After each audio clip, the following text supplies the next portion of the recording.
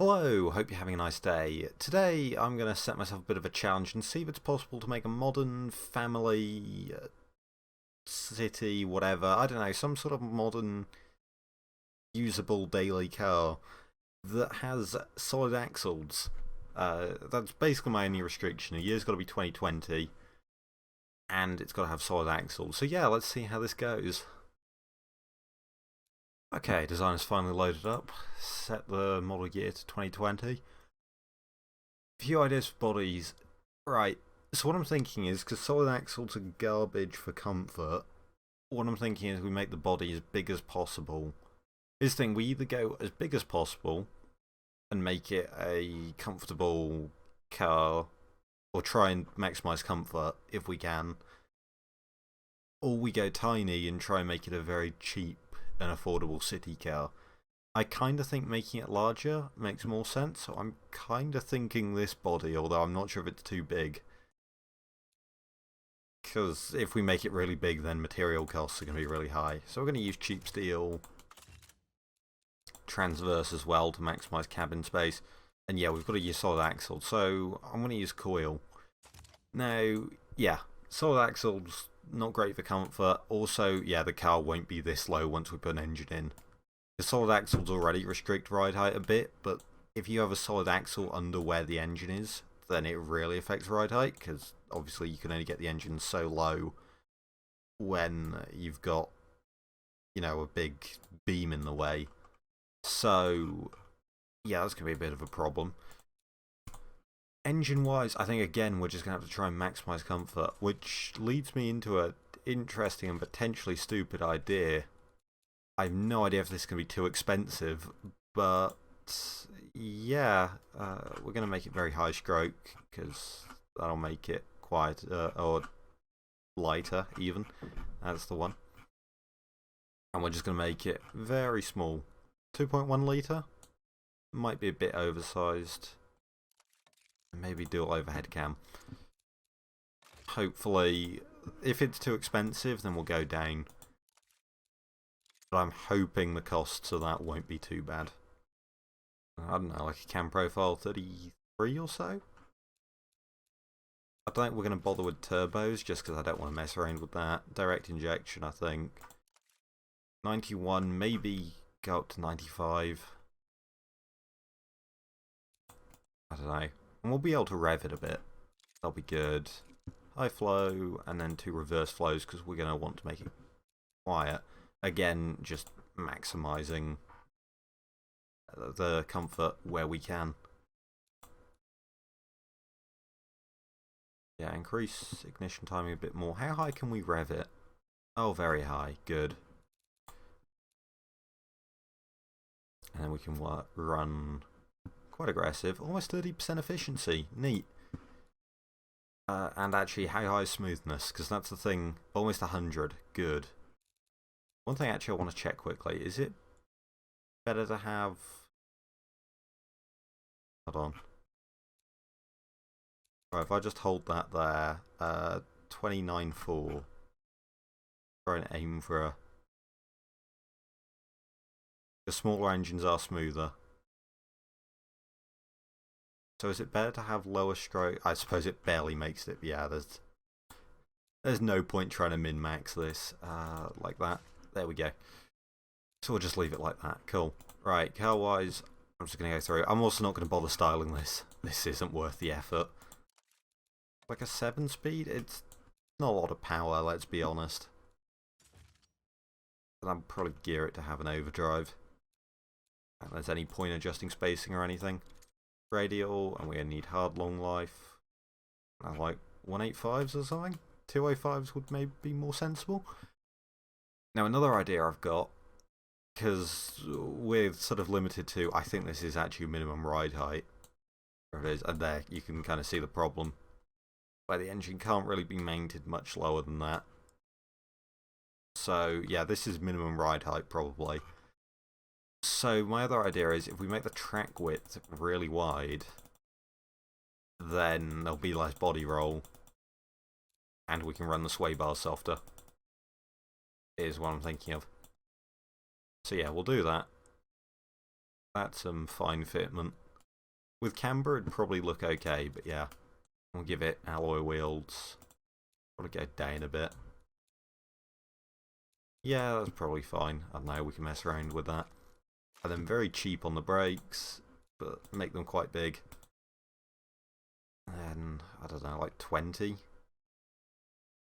Yeah, I don't know there. Don't need an under tray or anything like that. And the interior, I think we might be able to get away with premium standard, maybe premium, I don't know. Electric variable, or is that a bit overkill for this? We'll have to see. And then they love safety and family. I think I'm going to go with family based on this being a 4-door. And whatever. Progressive then, I guess. I'll just go with that for now. We can test other stuff. Immediately 140, nice. And that's without suspension tuning. Good. Although that's making it worse. Probably because it's making the dampers too aggressive. Somehow roll angle of only like 3 degrees. Yeah, stats are going up quite nicely. And just make everything a bit softer. What's comfort? Yeah, 30. Yeah, that's not bad. I wonder how high we can get. I'd like to get over 150 then. I'll be honest, this is a lot easier than I thought it'd be. And then, like that, maybe? Sure, whatever. Yeah, that is minimum ride height. So that's alright, we can soften that. In fact, if we soften the front sway bar, we can get it to oversteer and be a bit more drivable. Yeah, we don't need a front sway bar. And then maybe that's a tad understeery. I don't know what we can do really to make it oversteer more. Lower profile? Oh, it's starting to get sporty now. How's that? I do value sportiness a little bit, so yeah, it might be worth doing this. Yeah, bring the profile down a bit. Wheel size down a bit. And then we can just make it understeer more. And increase comfort. And then, yeah, is it about 7 degrees? Where it starts to become really bad. We just run without a rear sway bar. Yeah, that's alright. Oh, the rear brakes aren't doing enough. So if we bounce that out, drum brakes on the rear. That's a bit overkill, if anything, which is fine. Or could we run 1 pistons on the front? Oh, they do, actually. There's a limit to how cheap they'll go. Oh, wait, were we getting drivability brake fit? Okay. Yeah, I see the problem. They're like vented discs? Or is that just a bit too expensive? Oh, 44.2 meters braking distance. Yeah, that's a bit overkill. Oh, I guess they like it. Can we get to 160? Do they want premium? Oh, they do. Cool.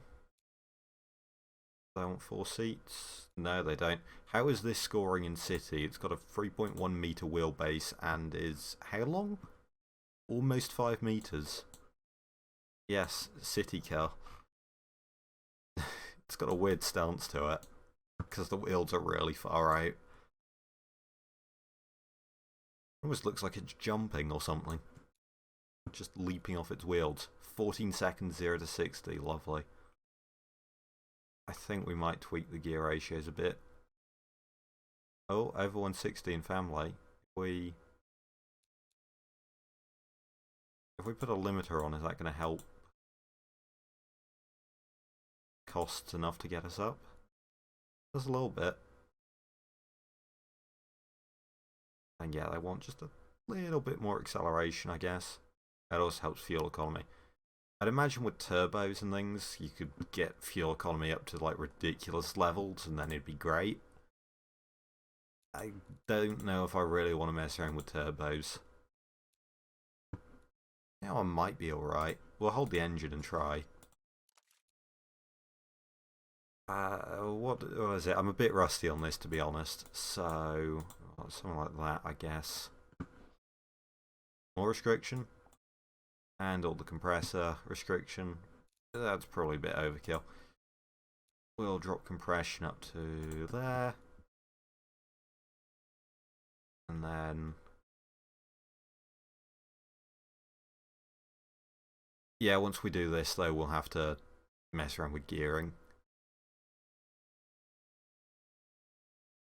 Wait, no. Turbine minimum size. AR to there. Oh, good. Very efficient. Nice. We can probably just drop boost. I'll make it more reliable, I guess. There's a point where they don't want us to... no, they like the power. Cool. I won't complain. That intercooler is probably a bit oversized. Also just clear the held one. Drop the intercooler size a little bit. Good. I can keep track of numbers. I really wish this changed to show the change, because I get mixed up quite easily with it, the demographic screen. It's been 12 minutes. Wow, I get carried away with this. And we're getting almost 10 mpg more. Yeah, that's the power of turbos. And then if we mess around enough, I bet you this could do like a lot more. Lean fuel mix with turbos, you can do a lot of ridiculous things with it, to be honest. Like, I made a sports car with like not even that small of an engine. It was like a 2.7 litre, making 270 horsepower. And I managed to make it do 70 mpg. So, yeah, if you know what you're doing, you can certainly abuse it. No, right, I won't just tweet mindlessly stats. But this is it, yeah. Let's see what it does. How is this actually doing well? Does it actually sell even better in Helvetia? Wow.